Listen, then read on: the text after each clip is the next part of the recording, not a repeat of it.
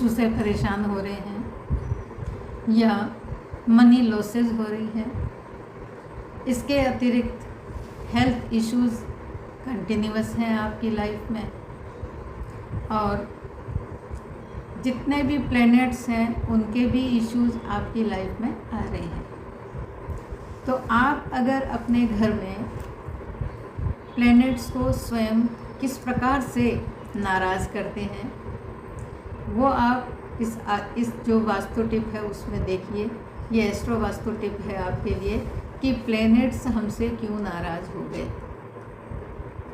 आपकी एक्टिविटीज़ इस प्रकार तो नहीं है, बेड पर आप बैठकर भोजन कर रहे हैं, इस तरह से आपका प्लैनेट हार्मफुल हो जाएगा।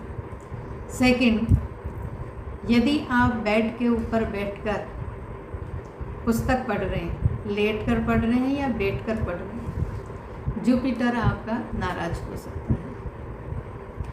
लैपटॉप पर काम आप बेड पर बैठकर ही कर रहे हैं, तो ये भी प्लैनेट को नाराज़ करने वाला सिम्टम हो गया है।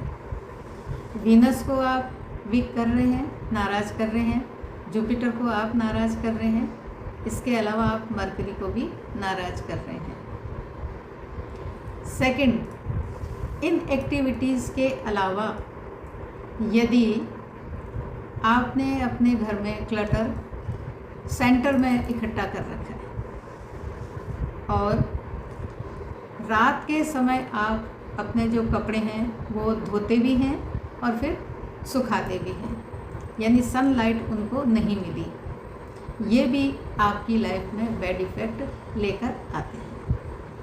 गंदे कपड़े आपने बेड पर फैला रखे हैं, समेटे नहीं हैं, ये भी आपके इश्यूज़ लेकर आते हैं।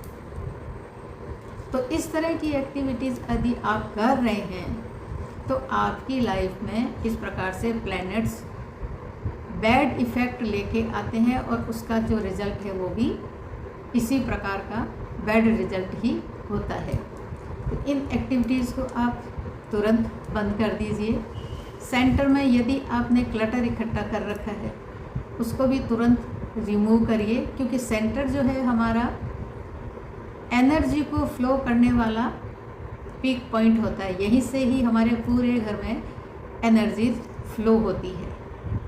एनर्जी का फ्लो बंद हो गया और बैड इफ़ेक्ट आने शुरू हो गए हैं, तो इनको तुरंत बंद कर दीजिए। बेड पर न भोजन करना है, न बेड पर आपको पुस्तक पढ़नी है, न बेड पर आपको लैपटॉप में ऑफिस का कार्य करना है, न रात को कपड़े धोने हैं, न आपको रात को कपड़े सुखाने हैं। और सेंटर में तो क्लटर बिल्कुल भी अवॉइड कीजिए। फिर देखिए आपकी जो लाइफ है कितना स्मूथ चलना शुरू हो जाएगी। तो इन एक्टिविटीज़ को तुरंत बंद कर दीजिए। Thank you. इस प्रकार के और वीडियोस देखने के लिए देखते रहिए इस चैनल को, लाइक कीजिए, सब्सक्राइब कीजिए। धन्यवाद।